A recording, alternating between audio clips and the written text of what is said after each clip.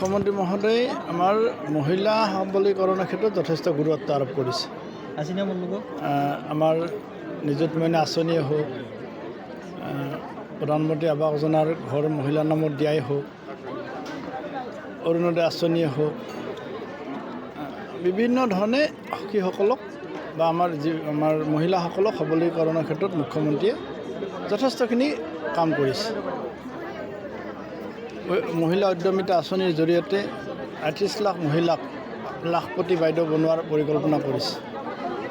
এই মহিলাসকলক যিধৰণে চৰকাৰে আঁচনি দিছে, পইচা দিছে, এই পইচাবোৰ যাতে সঠিকভাৱে তেওঁলোকে ব্যৱহাৰ কৰিব পাৰে, তেওঁলোকে যাতে এই কাম কাজখিনি কৰোঁতে যিখিনি তেওঁলোকৰ সৰু সুৰা তেওঁলোকে নুবুজা কথা কিছু থাকে বা তেওঁলোকৰ বেংকৰ লগত লিংকিং কৰা, অফিচৰ লগত তেওঁলোকে যোগাযোগ কৰা, এই গোটেই কামখিনি তেওঁলোকে ড'ৰ ষ্টেপত যাতে কামখিনি হয়, তেওঁলোকৰ পদূলিতে যাতে কামখিনি হয়, তাৰ কাৰণে বিভিন্ন সখী নিযুক্তি দি সখীসকলক সংযোজক হিচাপে মুখ্যমন্ত্ৰী মহোদয়ে অসম চৰকাৰে দায়িত্ব দিছে।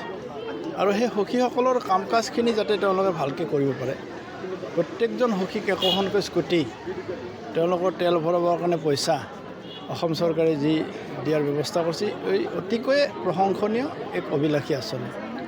এই আঁচনিৰ অধীনত বৰক্ষেত্ৰী সমষ্টিৰ আমি 68 সখীক আমি আজি স্কুটি দিবলৈ সক্ষম হৈছোঁ। মই প্ৰতিগৰাকী সখীক অভিনন্দন জনাইছোঁ, তেওঁলোকক নিয়াৰিকৈ কাম কৰাৰ কাৰণে আহ্বান জনাইছোঁ। আৰু অসম চৰকাৰৰ মুখ্যমন্ত্ৰীক মই বিশেষকৈ ধন্যবাদ জনাইছোঁ। বৰক্ষেত্ৰী সমষ্টিৰো অৰ্থনৈতিক উন্নয়নৰ ক্ষেত্ৰত এই মহিলাসকলক যিধৰণে মুখ্যমন্ত্ৰীয়ে সহায় কৰিছে, তাৰ কাৰণে মই বিশেষকৈ বৰক্ষেত্ৰী সমষ্টিৰ এগৰাকী ব্যক্তি হিচাপে মুখ্যমন্ত্ৰী মহোদয়ক মই ধন্যবাদ জনাইছোঁ। ইতিমধ্যে আপোনাৰ টিহু আৰু আশাৰে বাট চাই থকা নাই, আশা তেওঁলোকৰ ইতিমধ্যে সম্পূৰ্ণ হৈছে। কাৰণ যেতিয়া মুখ্যমন্ত্ৰীয়ে এই মহিলা উদ্যমিতা আঁচনিৰ চেক দিবলৈ আৰম্ভ কৰিছে, সেইদিনাখনেই